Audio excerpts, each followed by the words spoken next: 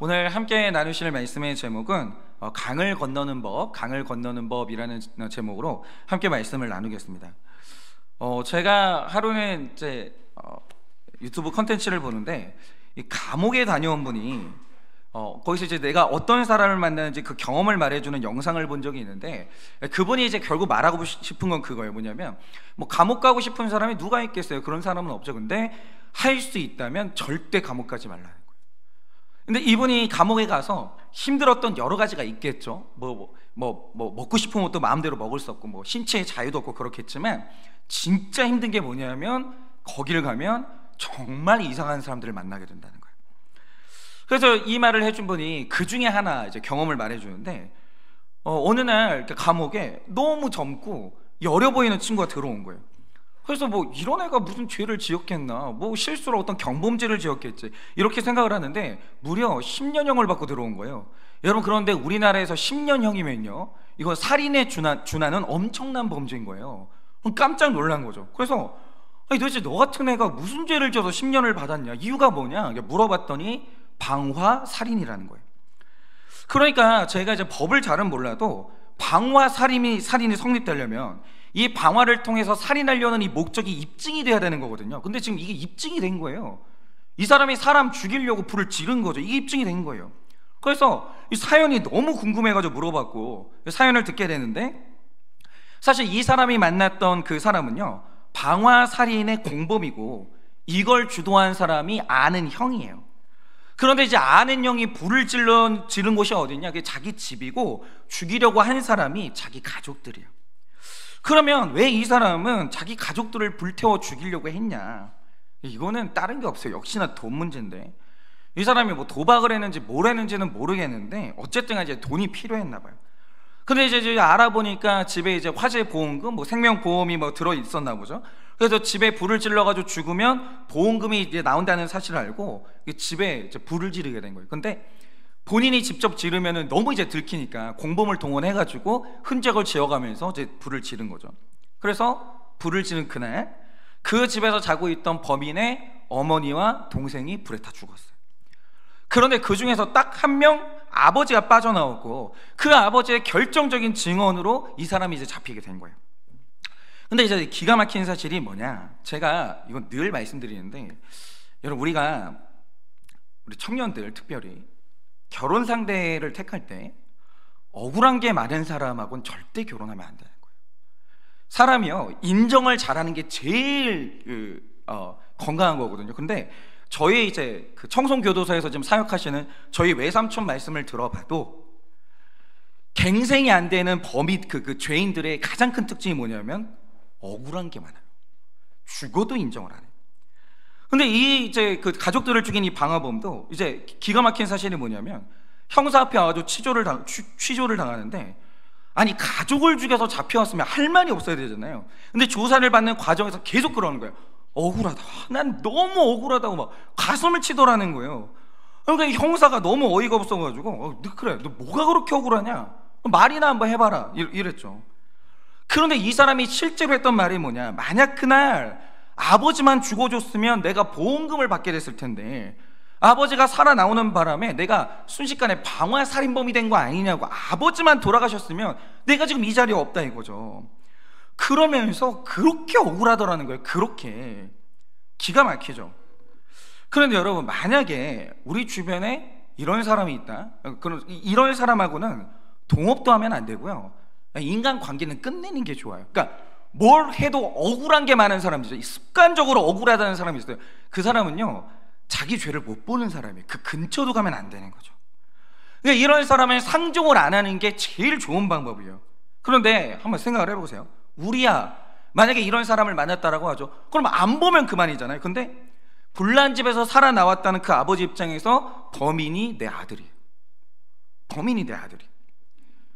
그러니까 우리가 있잖아요, 살다 보면 진짜 감당이 안 되는 인간, 감당이 안 되는 성격들을 마주할 때가 있는데, 남이면 안 보면 그만인 거예요. 문제는 뭐냐, 그 감당이 안 되는 성격을 가진 사람, 감당이 안 되는 문제를 가진 사람이 내 자녀고 부모면 이건 살릴 수도 없고 죽일 수도 없는 거예요. 그래, 문제가 있어요. 그러면 병원이라도 가자 이거죠. 병원도 안 가요.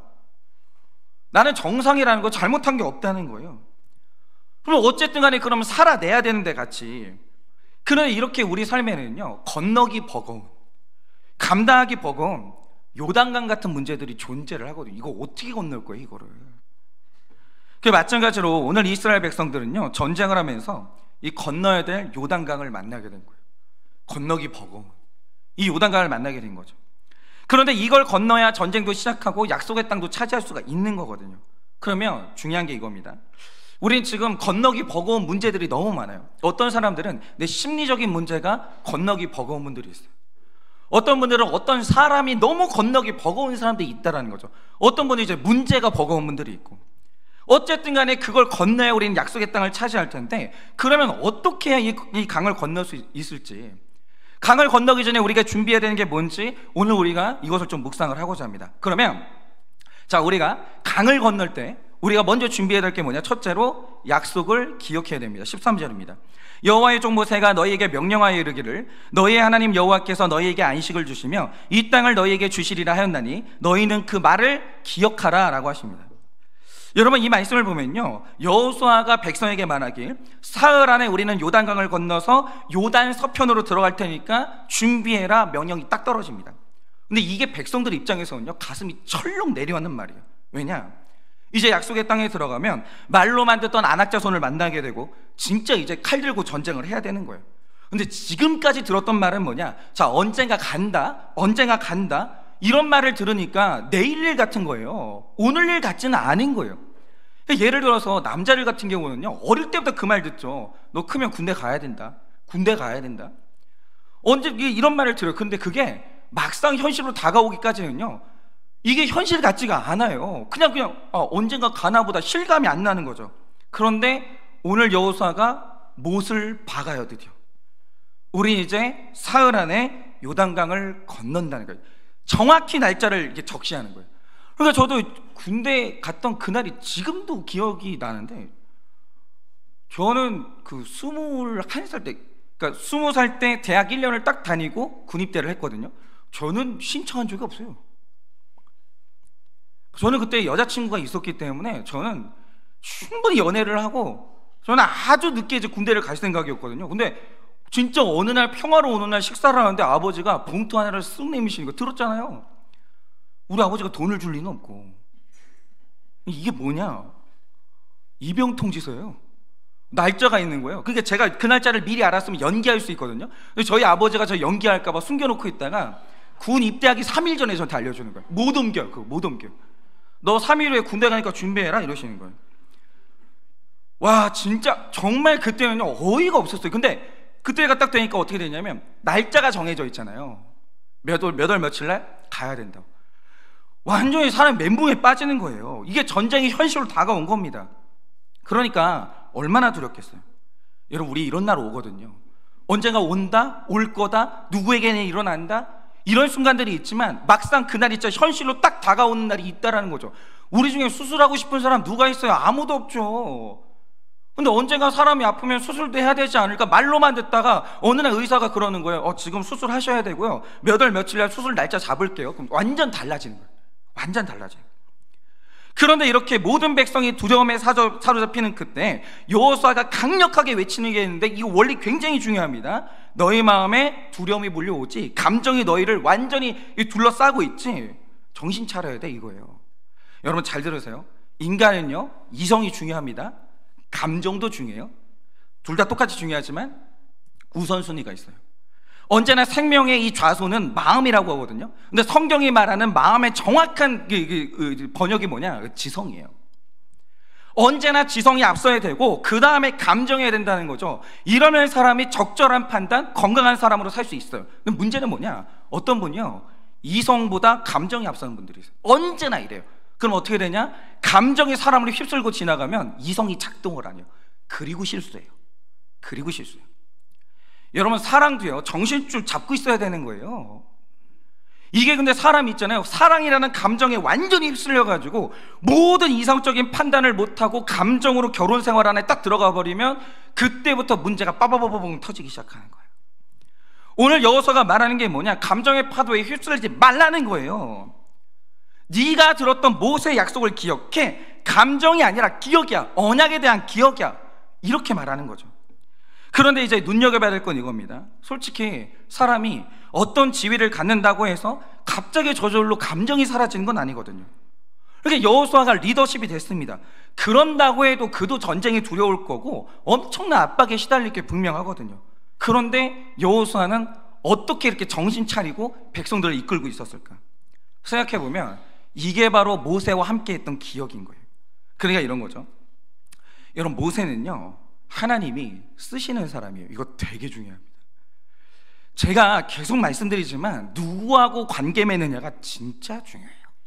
사람은요, 내가 맺는 관계, 그러니까 내가 관계 맺는 사람이 하는 경험을 내가 그대로 하게 되거든요. 그러니까 근데 이제 모세는 하나님이 쓰시는 사람이고 하나님과 함께하는 사람이에요. 그러면 이런 사람 옆에 있으면 수지 맞는 거예요. 옆에만 있어도 일하시는 하나님을 구경이라도 하게 되는 거예요. 그러니까 사람이요, 누구랑 친하게 지내냐가 정말 중요한데, 여러분, 고라와 친하게 지내면 나머지 249명의 사람들은 같이 반역자가 되는 거예요. 그런데 모세하고 함께 있게 되면 영적인 세계가 열리는 거예요. 그 세계가 있는 거예요. 여러분, 그런데 출애굽기 17장을 보면요, 이 여호수아가 잊을 수 없는 경험 한 가지를 한 거죠. 이스라엘이 어느 날 에서의 후예인 아말렉과 전쟁을 하는데 이 전쟁에서 여호수아의 이름이 처음 등장합니다.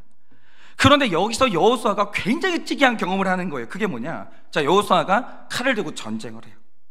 근데 이 사람의 시선, 이 사람이 지금 모세의 시종이기 때문에 모세에게 고정돼 있거든요. 이거 완전 롤모델이에요. 모세처럼 돼야지. 뭘 해도 모세를 쳐다보는 거죠. 근데 싸움을 하면서 언덕을 딱 보니까 모세가 손을 들고 기도를 하는 거예요. 그런데 모세가 손을 들고 기도에 힘쓰고 있으면 우리가 이겨요. 그런데 모세가 팔에 힘이 피곤해서 손이 내려오고 기도가 약해지면 우리가 밀려. 이거는 여호수아만 본 거예요. 올라가면 이기고 기도가 약해지면 우리가 지는 거예요. 그러니까 여러분, 이게 사람이 있잖아요. 눈 감고 사는 사람도 있어요. 문제의 원인이 뭐냐라고 할 때 모세 같은 사람 옆에 있고 대가 옆에 있으면 좋은 게 뭐냐면 문제의 원인이 뭔지를 알아요. 예를 들어서 이제 경제에 심각한 문제가 생긴다라고 하죠. 대가를 찾아가는 게 왜 중요하냐? 경제는 원인을 찾아야 돼. 근데 문제는 뭐냐면 원인이 뭔지를 모르면 막 헛돈 쓰다가 사람이 있잖아요. 이게 무너져 내리거든요. 그런데 딱 대가들이 이런 거죠. 요게 문제야. 딱 집어주는 거예요. 그러니까 그거예요. 그러니까 우리가 대가, 영적인 거인을 만난다는 것은 뭐냐면 문제에 속지 않는 거예요. 여러 가지 문제가 빠바바바 터지거든요. 근데 우리를 현혹시키는 여러 가지가 있는데 속지 않아요. 대가들은 가만히 앉아서 지켜보다가 요게 문제라고 딱 집어주는 거예요. 그거 하나 풀리면 인생의 문제는요, 풀릴 때가 너무 많거든요. 그런데 가만히 모세를 보고 있으니까 뭐냐, 이게 전쟁이 총과 칼의 문제가 아니구나, 이 영적인 문제구나. 여호수아가요, 이걸 알게 돼요. 모세랑 같이 있다. 그러니까 이 대가 옆에 있으면 남들 보지 못하는 걸 보게 되는 거예요. 그래서 진짜 사람 잘 사귀어야 돼요. 정말 사람 잘 사귀어야 돼요. 진짜 건강한 사람, 대가 옆에는 우리가 멸시를 당해도 붙어 있어야 되는 거예요. 보고 배우는 게 있거든요. 그래서 여호수아가 이날 영적인 세계의 중요성을 보게 돼요. 여러분, 이 세상에는요, 창조 세계를 움직이는 영적인 힘이 존재해요. 그래서 요거를 안 건드리고 요거를 해결하지 않는 한 뭘 해봐도 문제가 해결이 안 되는 때가 있다는 거죠. 그래서 이후로 그가 40년 동안 모세의 시종으로 살면서 진짜 많은 경험을 하거든요. 백성들이 불평하는 걸 듣습니다. 원망하는 걸 들어요. 그리고 반역을 경험합니다. 그럴 때마다 여호수아가 보는 거예요. 또 불평한다, 또 원망한다, 또 반역이 일어난다. 그러면 모세는 어떻게 하나? 그걸 계속 보는 거예요. 그때마다 모세가 비방 안 해요. 같이 원망 안 해요. 엎드리기 시작해요. 그래, 모세가 엎드리면 하나님이 일을 하기 시작해요. 여호수아가 이걸 40년을 배웠어요. 하나님하고 동행하는 게 얼마나 중요한지 깨달았다는 거죠. 그리고 하나님이 모세와 함께 하신 것처럼 나와도 함께 하신다는 약속을 받으니까 그간의 경험 쫙 생각나면서 담대할 수 있는 거예요. 그러니까 뭘 하면 되는지 아는 거예요. 가다 보면 또 불평이 일어나겠지. 땅을 분배하는 과정에서 불평이 일어나겠지. 반란도 일어나겠지. 그러면 그때 뭘 해야 되는지 아는 거예요. 경험했으니까.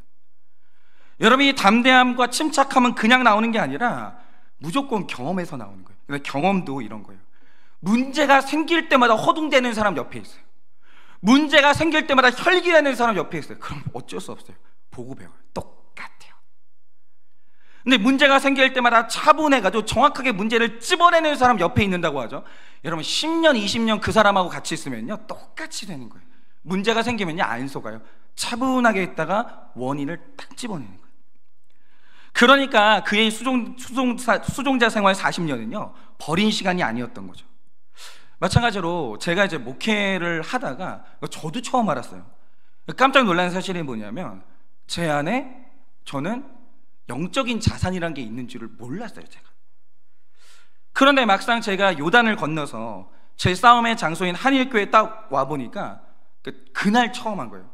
뭐가 쌓여있구나, 뭐 있네. 근데 이게 언제 왔는지도 모르겠는 거예요. 뭐가 있는 거예요, 내면세계 안에. 이게 언제 쌓였는가. 그래서 생각을 해보니까 제가 어릴 때 정말 제일 싫어했던, 전 돈을 엄청 실이 좋아하거든요. 하필이면 그 많은 직업 중에 하필이면 제가 목회자 자녀로 태어난 거예요. 심지어는 또 가난한 목사 아들인 거예요. 너무 결핍이 심한 거죠. 근데 제가 참 너무 감사한 게 뭐냐면 저희 부모님은 큰 요단강을 몇 번을 건넜어요. 교회가 무너질 법한 요단도 건넜고, 사람이 흔들리고 사람이 나가는 요단도 겪었고, 여러 가지 요단도 겪었고, 저희 아버지는 감옥도 갔잖아요. 근데 이제 감옥에 가 계시는 동안 수입이 어디 있어요? 수입이 어디 있어요? 감옥에 가 계시는 동안. 그러니까 이거는 어떻게 감당이 안 되는 물질의 어려움도 많이 겪었죠. 그래서 만약에 제가 그런 어려움들만 겪었다, 제가 제일 먼저 예수 떠났을 거예요. 내가 경험한 게 그게 다였다라고 하면 제일 좋잖아요. 내 목사 아들로 살아봤는데 하나님이 없어. 얼마나 말하기가 좋아요. 얼마나 말하기가. 나 산 증인인데. 만약에 제 인생의 실패, 어려움 이런 것만 겪었으면 저 제일 먼저 교회를 떠났을 거예요, 제가. 근데 그 어려운 요단강을 건너는 동안 어머니가 뭘 하는지를 봤어요. 아버지가 뭘 하시는지를 봤어요. 그리고 이게 너무 신기한 거예요. 그러니까 아버지가 이 감옥에 가 계시는 동안 분명히 우리 집은 수입이 없었거든요. 그거는 제가 뭐 7살, 8살이어도 아는 거예요. 우리 집에 아무것도 없는데. 근데 살아요. 안 죽어요. 그러니까 위기가 타고 넘어가지는 거예요. 그때마다 우리 어머니가 하시는 게 뭔가라고 하면 막 사람 찾아다니고 막 이게 아니라 제일 먼저 차분히 앉아. 저희 어머니 좀 특이한 게 있어요. 문제가 생기면 사람 차분해져요. 이상해요. 평소에는 좀 저희 어머니가 허점이 많고 막 아우 머리야 막 이러면서 막 그러시거든요. 근데 문제만 생기면 저희 어머니 굉장히 차가워져요. 그리고 저희 딱 그러세요. 엄마 기도하고 올 테니까 가만히 여기 있으라. 그리고 기도로 들어가요. 그걸 봤어요. 근데 그게 저는 몰랐는데 자산으로 쌓여 있더라고요. 자산으로. 그러니까 이 여호수아처럼 믿음 좋은 모세와 함께 광야도 경험하고 전쟁도 경험하고 반역도 경험하는 건 불행이 아니에요. 경험해야 돼요. 경험하면서 하나님이 일하시는 걸 경험해야 돼요. 이게 뭐냐면 이 광야의 시간은 영적인 자산이 쌓이는 시간이라는 거죠. 그래서 중요한 건 이겁니다. 광야를 아무나 들어가시면 안 되는 거예요. 절대로. 제발 있잖아요. 이게 막 뭐 내가 어떤 속상한 말을 한다고 해서 그래 네 말이 다 맞지. 인본적인 사람하고 같이 그 길을 가는 게 아니에요. 하나님이 쓰시는 사람, 말씀이 있는 사람, 이런 사람과 같이 이 광야를 들어가시면요 거기서 하나님을 경험한다고요. 근데 하나님을 충분히 경험하면요 이성이 앞서게 돼요. 믿음이 앞서게 되고, 그럼 위기의 순간에 감정에 휘둘리지 않는다라는 거죠. 11절입니다. 진중에 두루다니며 그 백성에게 명령하여 이르기를 양식을 준비하라. 사흘 안에 너희가 이 요단을 건너 너희의 하나님 여호와께서 너희에게 주사 차지하게 하시는 땅을 차지하기 위하여 들어갈 것임이니라 하라 라고 하십니다. 그런데 우리가 지도자한테 순종을 해야 돼요. 그러니까 제가 전제를 드립니다. 좋은 지도자 만나야 돼요. 하여튼 내 인생에 좋은 지도자 만나요. 무조건. 이거는 무조건 해야 돼요. 그러면 우리가 그 사람이 하는 말에 순종을 해야 되거든요. 그러면 순종해야 될 것 중에 제일 중요한 게 뭐겠습니까? 말씀을 보시면 사흘 안에 너희는 요단강을 건널 것이고 곧 전쟁은 시작돼 라고 하는 거예요. 그러면서 여호수아가 말하는 게 뭐냐? 양식을 미리 준비하라는 거예요. 나는 저는 체력이 엄청 좋아가지고요, 저는 그냥 강을 건널 수 있습니다. 수영 잘합니다. 그런데 양식의 준비도 없이 요단강 건너다가 있잖아요, 배고파가지고 수장되는 거예요. 그러지 말라라는 거죠. 나는 미리 말해줬고, 사흘이 끝나고, 평안한 사흘이 끝나고 너희는 곧 요단강을 만나게 돼. 그러니 미리미리 양식 준비, 이러는 거예요. 그러니까 여러분, 지금 우리가 말씀 묵상하는 우리 교회가 날마다 외치는 게 뭡니까? 제가 진짜 이거는 정말 너무 안타까운 게 그런 거예요. 여러분, 이 평안한 사흘 있잖아요, 곧 끝납니다. 아니 우리 어르신들 다 아시잖아요. 평안한 날이 몇 날이나 돼요, 인생에서. 그런 날이 몇 날 있어요? 아무 일 없고 평안한 사흘 있잖아요, 이거 3일이면 끝나요. 그리고 또다시 요단강 나타나는 거예요. 여리고성 나타나고. 삶은 누구나 그런 거거든요. 전쟁은 시작돼요. 그래서 이제 요단강도 건너고 전쟁도 해야 되는데, 안 그러고는 약속의 땅을 못 밟거든요. 그러니까 오늘 여호수아가 말하는 게 뭡니까? 제발 좀 미리 하라는 거예요. 미리미리 좀 큐티 좀 하고, 미리미리 목장에 들어가서 다른 사람의 사연 충분히 들어놓고, 미리미리 공동체를 마련해 놓으시고 좀 미리 하라는 거예요. 그런데 게으른 사람의 타이밍이 뭐냐? 닥치면 해요. 일 벌어지면 하려고 그래요. 게으른 사람은 언제나 이렇게 패턴이에요. 미리 하는 법이 없어요. 그러니까 이런 거죠. 이게 근데 문제는 뭐냐면 이런 거예요. 문제가 생겼어요. 그럼 큐티가 돼요? 제가 말씀드리잖아요, 평소에 큐티 안 하잖아요. 위기의 때 큐티 못 해요. 아니 습관이 안 돼 있는데 무슨 큐티를 해요? 그런 게 어디 있어요. 위기의 때 큐티한다는 건 미리 했다, 그 뜻이에요. 다른 게 없습니다. 아니 미리미리 만들어 놓은 공동체가 없는데 위기의 때가 딱 되면은 누구한테 물어볼 거예요? 아니 물어본다는 것도 관계가 형성돼야 물어보는 거죠. 여러분, 만약 우리가 문제가 터지는 게 12시에도 뭐 문제 터질 수 있고, 새벽 2시, 3시, 4시에도 터질 수 있잖아요. 그거는 관계가 형성돼야 전화를 하는 거예요. 언제 할 거예요? 근데 예고도 없이 문제가 빵 터집니다. 관계가 없는 거예요. 여러분, 장례식이 예고하고 터집니까? 아니요. 장례식 딱 터지잖아요, 물어볼 데가 없는 거예요. 관계를 형성해 놓은 적이 없으니까. 그냥 진짜 관계 안 좋은 건요, 답이 없어요. 언젠가는 다 신세 질 건데, 언젠가는 다 도움 받아야 되는데, 이게 없는 거예요. 관계가 정말 미련한 거죠. 미리미리 하라는 거예요. 여러분, 흉년의 때 요단강을 건너야 되는데, 전쟁의 때는요 무조건 옵니다. 평안한 날은요 불과 사흘이에요. 3일 끝나고 나면 또 오죠. 그러니 여러분, 정말 우리가 요단강을 건너야 되는데, 여러분 미리미리 양식을 준비하세요. 그렇게 여러분들 준비하시길 바랍니다. 적용 질문 드립니다. 삶에서 어떤 하나님을 경험하셨습니까? 삶에서 어떤 하나님을 경험하셨습니까? 오늘 내가 미리 준비해야 할 양식은 무엇입니까? 오늘 내가 미리 준비해야 할 양식은 무엇입니까? 요거 하나 빠뜨렸네요. 하나님을 경험하게 해준 모세는 누구입니까? 하나님을 경험하게 해준 모세는 누구입니까? 둘째로, 요단강을 건너기 전에 미리 준비해야 될 것은 선봉에 설 사람 필요합니다. 12절에서 14절입니다. 여호수아가 또 르우벤 지파와 갓 지파와 므낫세 반 지파에게 말하여 이르되, 여호와의 종 모세가 너희에게 명령하여 이르기를, 너희의 하나님 여호와께서 너희에게 안식을 주시며 이 땅을 너희에게 주시리라 하였나니, 너희는 그 말을 기억하라. 너희의 처자와 가축은 모세가 너희에게 준 요단 이쪽 땅에 머무르려니와 너희 모든 용사들은 무장하고 너희의 형제보다 앞서 건너가서 그들을 돕되라고 합니다. 자, 이 말씀에서 우리가 봐야 될 포인트가 두 개인데요. 자, 14절 말씀을 보시면, 너희 모든 용사들은 무장하고 너희 형제보다 앞서 건너가라 라고 하면서 선봉장의 임무를 받은 사람들이 있어요. 그런데 먼저 선봉에 서서 들어가야 될 사람들이 누굽니까? 누구냐면 르우벤, 갓, 므낫세의 절반 지파예요. 근데 중요한 건 이거죠. 이 사람들은 왜 선봉에 서야 됩니까? 남들보다 용감하고 믿음이 좋아서 그렇습니까? 뭐 남들보다 믿음이 뭐 좋아서 그런가요? 아니에요. 이게 이제 사연이 있는데요. 원래 이스라엘 백성들이 들어가야 되는 땅은 요단 서편이에요. 그런데 지금 이스라엘 백성들은 요단 동편에 있어요. 이 사이에 요단강이 흐르고 있는 거예요. 그래서 지금 요단 동편에서 서쪽으로 넘어가야 되는데 이스라엘 백성들이 동편에서 쭉 가다 보니까 갑자기 길르앗과 야살 땅을 만나게 됩니다. 그런데 가다 보니까 여긴 약속의 땅은 아니에요.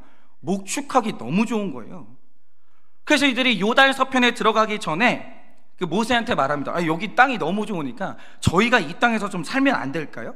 그러니까 모세가 허락을 해줘요. 그래, 살아라. 그러니까 이 형제들이요, 다른 지파들은 다 서쪽으로 넘어가는 과정에서 이 요단강도 건너야 되고 전쟁도 해야 약속의 땅을 얻는 거예요. 근데 이 세 지파는 그 전에 미리 땅을 얻고 안식을 얻게 됐어요.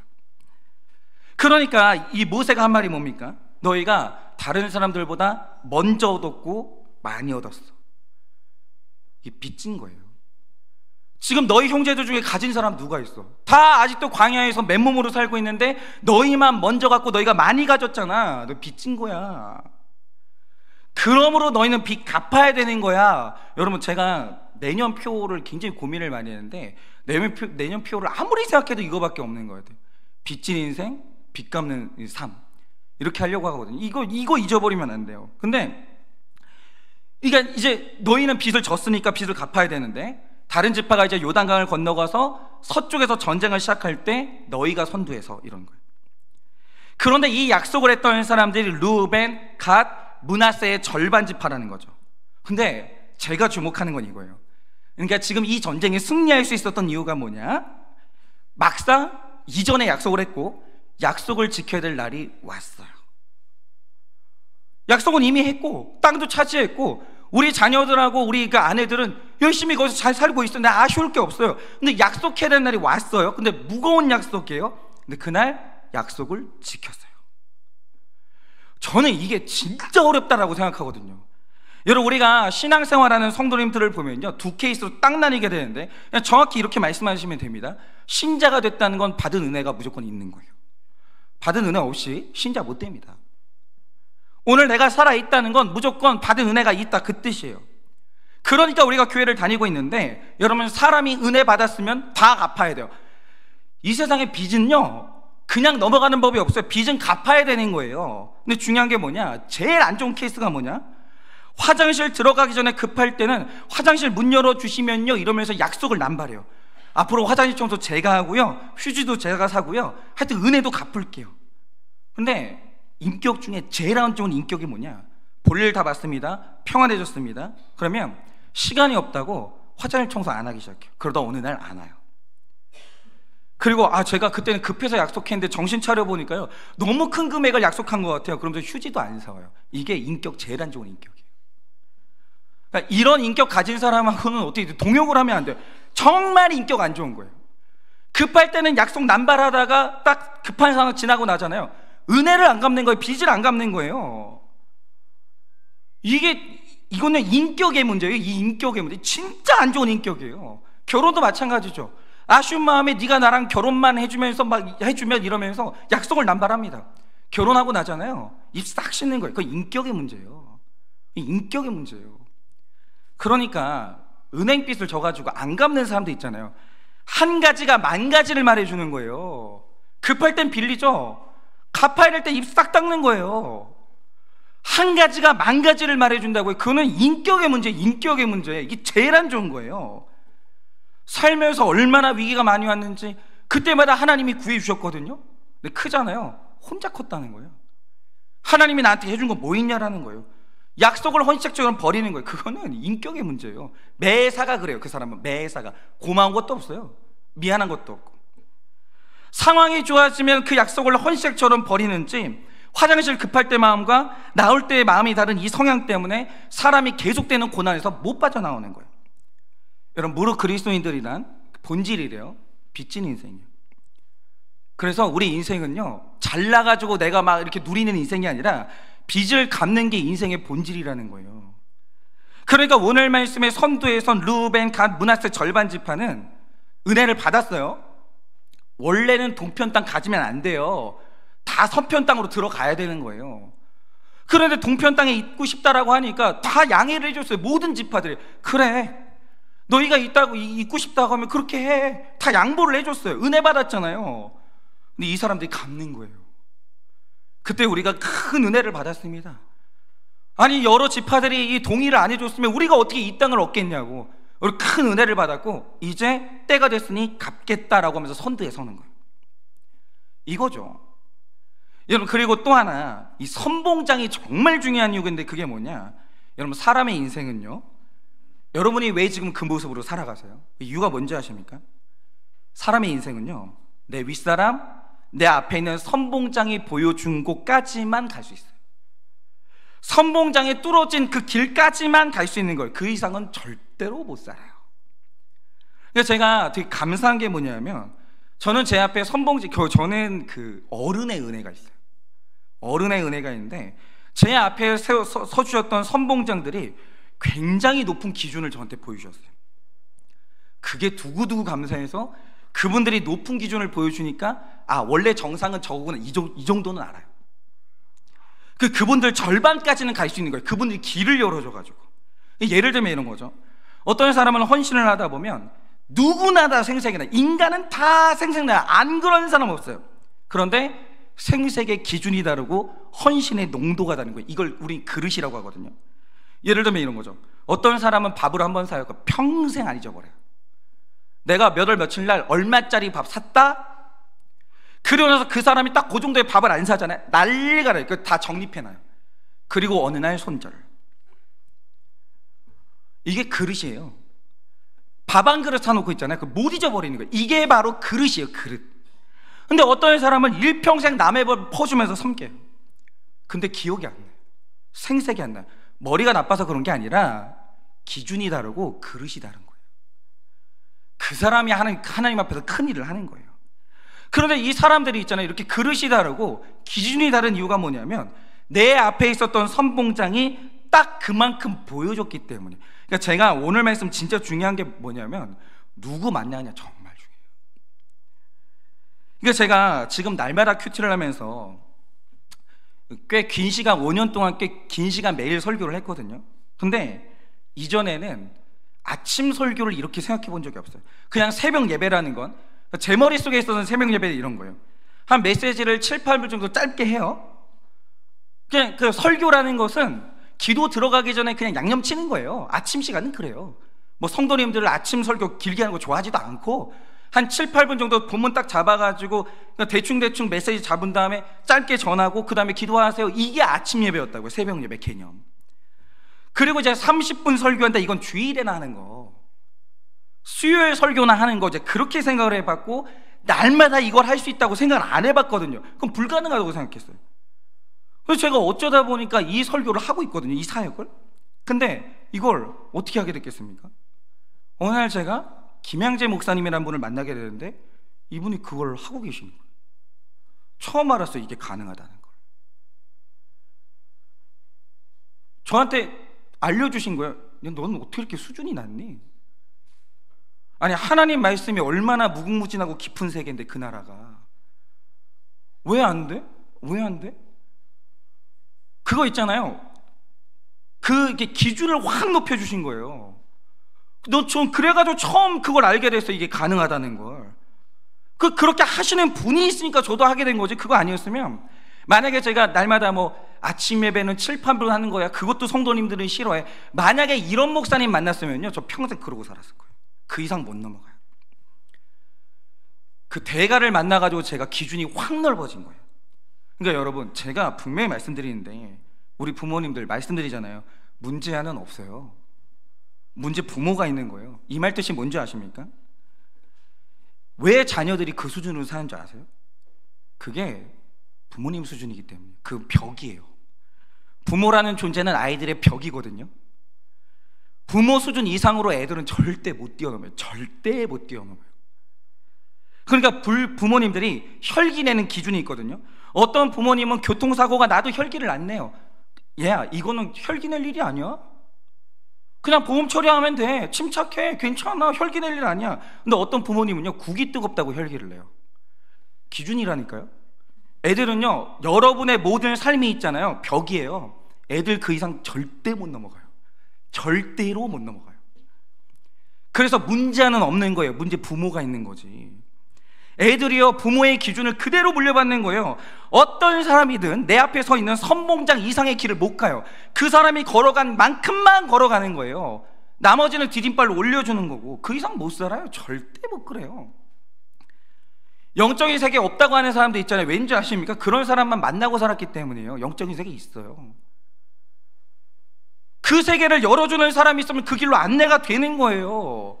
사람 잘못 만난 탓이지. 그냥 부모님들 있잖아요. 신앙생활 수준이요, 부모님들이 신앙생활하는 그 수준 이상 못 넘어가야 애들은 절대 그렇게 안 돼요. 절대로.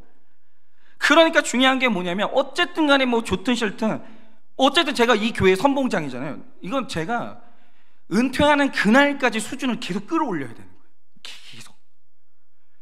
그래서 제가 큐티를 쉴 수가 없는 게 뭐냐면 그런 거죠. 제가 일주일 큐티를 해야 청년들은 하루 이틀이라도 큐티 할 거 아니에요. 제가 1시간은 해야 그래 10분은 큐티를 할 거 아니에요. 수준이 그렇게 된다라는 거죠. 그러니 내 뒤에 오는 다음 세대와 받을 은혜를 갚기 위해서 여러분 선봉장이 필요해요. 여러분이 그 선봉장이 되어주시고 좋은 선봉장 따라가셔야 됩니다. 그러면 준비가 되는 거예요. 적용 질문 드립니다. 하나님께 어떤 빚을 지셨습니까? 하나님께 어떤 빚을 지셨습니까? 어떻게 갚고 있으십니까? 어떻게 갚고 있으십니까? 이번 주 부부 목장은 이 나눔이 제일 중요한데요, 이거는 꼭 질문하시고 답을 주셔야 돼요. 그게 뭐냐면, 네, 영적, 육적, 지적 실력은 어느 정도입니까? 네, 영적, 육적, 지적 실력은 어느 정도입니까? 수준을 높이기 위해 어떤 노력을 하고 있습니까? 수준을 높이기 위해 어떤 노력을 하고 있으십니까? 그래서 이 요단강을 넘어가려면 셋째로 지도력이 준비가 돼요. 잘 세워져야 됩니다. 16절에서 18절입니다. 그들이 여호수아에게 대답하여 이르되 당신이 우리에게 명령하신 것은 우리가 다 행할 것이요 당신이 우리를 보내시는 곳에는 우리가 가리이다. 우리는 범사에 모세에게 순종한 것 같이 당신에게 순종하려니와 오직 당신이 하나님 여호와께서 모세와 함께 계시던 것 같이 당신과 함께 계시기를 원하나이다. 누구든지 당신의 명령을 거역하며 당신의 말씀을 순종하지 아니하는 자는 죽임을 당하리니 오직 강하고 담대하소서라고 합니다. 여러분, 우리가 살다 보면요, 내가 다니는 교회가 마음에 안 들 수 있어요. 그거는 그럴 수 있어요. 정말 죄 아니에요. 마음에 안 들 수 있어요. 그러면 이럴 때 어떻게 해야 되냐라고 할 때 어떤 목사님이 그런 말씀을 해주시더라고요. 그게 뭐냐면, 자, 어떤 성도님이 고민하다가 어떤 교회를 갔어요. 가니까 목사님이 어려워요. 마음이 마음에 안 들어요. 그 교회 성도님들도 좀 약간 좀 힘들고 교회 분위기가 너무 안 좋은 거예요. 여튼 내가 거기서 마음 편하게 신앙생활을 할 수 없는 거죠. 그러면 옮기세요. 옮기시면 돼요. 여러분, 세상에 좋은 교회가 많고 좋은 공동체가 많고 좋은 목사님들 많아요. 옮기세요. 아니, 공동체가 좋아야 신앙생활 잘하지 어떻게 할 거예요? 여러분, 옮기세요. 자, 그래서 어떤 분이 옮겼어요. 고민하다가 좋은 교회를 찾았다 싶어서 옮겼어요. 그런데 그 교회를 갔더니 또 마음에 안 들어요. 목사님이 나랑 너무 안 맞고, 여기는 공동체가 너무 간섭하고 막 이러는 거예요. 고민이 된다라고 하죠. 마음에 안 들어요? 옮기세요. 옮기세요. 괜찮아요. 옮기세요. 공동체 되게 중요해요. 저는 구조주의자거든요. 사람은, 개인은 절대 구조를 못 뛰어넘어요. 좋은 구조 안으로 들어가야 되는 거예요. 그러니까 옮기세요. 괜찮아요. 자, 그럼 이제 또 글을 듣고 이제 옮긴다는 거, 옮겼어요. 갔더니 또 마음에 안 들어요. 그럼 그분이 병원 가야 돼요. 이게 뭐냐 하면, 그때는 자꾸 교회를 옮기시는 그분이 자기를 의심해 봐야 된다는 거예요. 내가 고민해서 가는 데마다 문제가 보여요. 가는 데마다 마음에 안 보여요. 그러면 이건 그때부터는 교회를 옮긴다고 해결되는 게 아니에요. 본인한테 뭐 문제가 있는 거예요. 나는 왜 이렇게 교회를 가기만 하면 문제점만 보이는지, 왜 나는 자꾸 어디를 가면 시험에 드는지 자기 자신을 그때는 봐야 된다는 거죠. 문제가 반복되면. 저는 이 말에 너무 동의를 하는데요. 자, 목회자와 교회에 명백한 문제가 있다? 그럼 여러분 그 교회 중직자분들이야. 문제가 있으면 고쳐보려고 애도 써야 되고 공동체에 남아서 변화를 위해서 힘을 써야죠. 중직자들은 그래요. 그러나 믿음이 연약한 성도님들 같은 경우에는요, 실망이 돼요. 신앙생활에 위기가 올 거예요. 빨리 교회 떠나셔야 돼요. 좋은 공동체 되게 많아요. 좋은 목사님이 그렇게 많은데 왜 신앙에 위기가 올 것 같은데 버티고 있냐 이거죠. 떠나세요. 좋은 목사님 찾아서 떠나세요. 괜찮아요. 저는요, 가차없이 떠나는 게 맞다라고 생각합니다. 왜냐하면 신앙생활은 우리 생활의 1순위거든요 얼마나 중요한데요. 죽냐 사냐의 문제인데 요단강 건너야 되는데 나는 공동체 없이 어떻게 건널 거예요? 여러분, 만약에 목사님이 말씀 연구도 안 해요. 목사님이 돈을 너무 함부로 쓰는 거예요. 목사님이 인격이 너무 바닥인 거예요. 떠나야죠. 너무 시험 들 것 같으면 떠나야 돼요. 그러나 여러분, 민수기를 보면요, 자, 이스라엘 백성의 경우를 보자 이거죠. 객관적으로 한번 보세요. 이들이 40년이나 광야를 벗어나지 못하고 방황을 했거든요. 왜냐? 그들이 하나님이 주신 땅을 악평했어요. 그 땅이 나쁜 땅이었냐? 아니었어요. 여러분이 민수기 내용을 딱 보시면요, 그들이 그 땅에 나는 실과들을 다 따왔어요. 아주 좋은 땅이었다는 거죠. 그 땅이요, 좋은 땅이었어요. 그런데 그 좋은 땅에서 나쁜 점을 찾아내고야 말아요. 그들이 얼마나 모세를 많이 반역을 했어요. 근데 중요한 게 뭐냐? 모세가 나쁜 리더였어요? 모세예요, 여러분. 모세. 홍해 바다를 가른 모세라고요. 그럼 모세 말고 어떤 다른 지도자를 만나면 마음에 들겠어요? 그러니까 이들이 실제로는 하나님의 약속을 믿지 못하고 지도자를 신뢰하지 못했던 자기들의 문제가 있었다는 거죠. 그러니까 이런 거예요. 만약에 불평을 한다, 무조건 예를 들어서 목회자한테 불평한다? 무조건 잘못된 게 아니라는 거죠. 목회자가 잘못하고 있으면 불평이 나오지 왜 안 나와요? 당연한 거죠. 근데 중요한 게 뭐냐? 객관적으로 보고 있냐 이거예요. 그러니까 이스라엘 백성들이 왜 자꾸 모세한테 반역했습니까? 직분 탐나서 그랬잖아요. 맨날 겉으로 하는 말이 뭐예요? 민주적이지 않다, 네가 우리를 속였다, 맨날 이런 말로 포장하면서 자기 의도를 숨기는 거예요. 객관적으로 보라 이거예요. 누구 문제일까? 누구 문제일까? 정말 지도자한테 문제가 있다면 떠나야죠. 당연히 떠나야죠. 그게 답이지만 세우신 권위에 순종하지 못하는 내가 문제라면 이건 공동체를 떠난다고 해서 그 광야를 못 벗어나요. 절대 못 벗어나요. 그런데 광야 1세대와 2세대의 차이가 뭡니까? 1세대는 문제가 하나님한테 있다라고 생각을 했어요. 무조건 그쪽으로 흘렀어요. 문제는 모세다. 언제나 문제의 답이 이쪽으로 흘렀다라는 거죠. 그래서 방황했어요. 객관적으로 못 보니까. 그런데 2세대는 내 안에 있는 문제는 문제대로 제대로 봤다라는 거죠. 그래서 그들은 광야를 탈출하는 게 가능했어요. 맞아요. 여러분, 지도자는요, 말씀대로 사는 일에 최선 다해야 됩니다. 최선 다해야 돼요. 그래, 만약에 내가 게을렀는데 성도님들이 이 귀한 시간 내가지고 교회 오는 게 은혜 못 받고도 교회 하는 게 뭐 하루 이틀이죠. 한 달, 두 달 아무리 기다려봐도 이 목사님이 연구를 안 하는 거예요. 그거 어떻게 기다려요? 그거 어떻게 기다릴 거예요? 대가를 치러야죠. 성도님들이 떠난다, 자기 삶의 결론인 거예요. 그런데 여러분, 문제를 객관적으로 봐야 되는데 지금 굉장히 많은 전문가들이 지금 우리에게 경고를 해주고 있거든요. 자, 우리는 지금 제가 대학교를 다닐 때 한 20대 한 초반 때, 그때 처음 나왔던 보고서가 뭐냐면 지금 포스트 모더니즘 시대가 왔다라는 보고서가 있었어요. 사실 그 전부터 시작이 됐지만, 그리고 한창 이 포스트 모더니즘의 시대를 우리가 한 20년을 살았어요.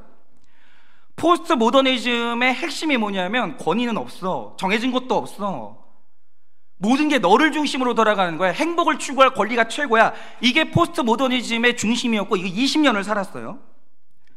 난리가 났어요. 이 전문가들이 말하는 게 뭐냐면 학교 현장이 난장판이 됐어요. 말도 안 되는 아이들의 일탈이 일어나는데 뭐 또 이런 말하면 또 뭐 하여튼 뭐 말만 하면 정치적이라고 말도 못 하겠어요. 하여튼 아니 막 애들이 초등학생 애들이 도구로 사람을 때려가지고 막 애가 막 어떻게 되고 뭐 말이 있잖아요. 너무 잔인해요, 애들이. 제가 지금도 되게 겁이 나는 게 뭐냐면 제 딸이 다니는 학교가 있는데 걔들이 3학년 넘어가잖아요. 언어가 와 살벌해요. 그러니까 욕을 안 하면 말이 안 돼요. 그리고 벌써 어린아이 때부터 니네 집 몇 평이야 우리 집 몇 평인데 요거 비교하는 애들, 도도한 아이, 버릇없는 아이, 사이코패스처럼 전혀 타인의 고통을 못 느끼는 아이들이 많아져요. 애들 지금 되게 아파요. 이게 얼마나 심각한지 몰라요. 그러니까 귀하댁의 아이들만 아픈 게 아니고요, 애들이 지금 다 이상해졌어요. 근데 제가 이제 주중 큐티 예배 때도 말씀을 드리겠지만 지금 정신과 의사들이 하나같이 하는 말이 있어요. 이 문제의 핵심으로 지목하는 게 있거든요. 그게 뭐냐면 애들이 지금 권위자가 없다는 거예요.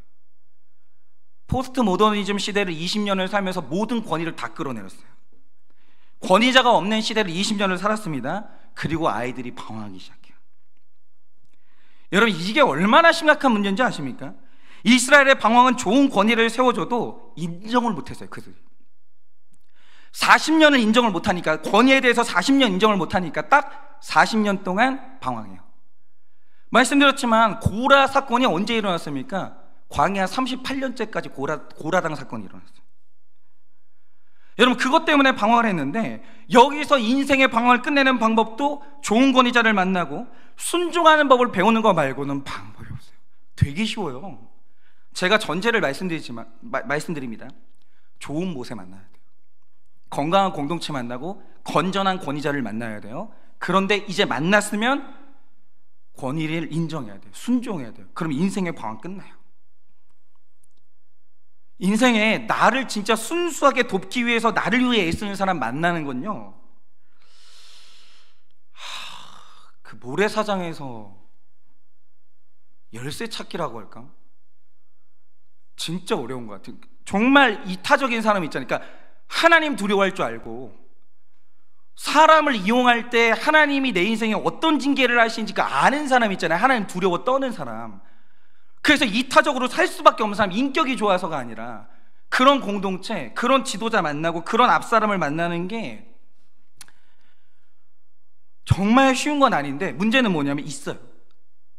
분명히 있어요. 있고 하나님이 만나게 하세요. 그러니까 하나님이 택하신 사람한테 한 번은 만나게 하시는데, 문제는 뭐냐? 내가 그 권위자를 인정을 안 하면 아무 소용이 없는 거예요. 그래서 가장 먼저는 제가 일단 말씀의 권위에 순종하고 일단 이 두려움이 안 사라져야 돼요.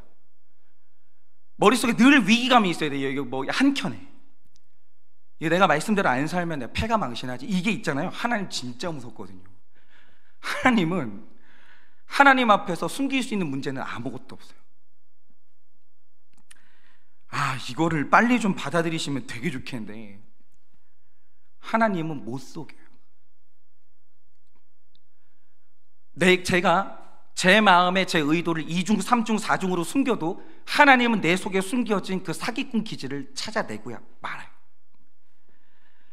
이게 있잖아요. 아직까지는 되는데 한 10년 후에는 어떻게 될지 모르겠으나 어쨌든 이 두려워 떠는 삶을 먼저 살아내야 되는데, 부모님 한 분, 교회에선 목회자 하나가 말씀에 순종하지 못하면 나머지 옆에 있는 사람들이 다 연단속으로 같이 들어가요. 이게 문제예요.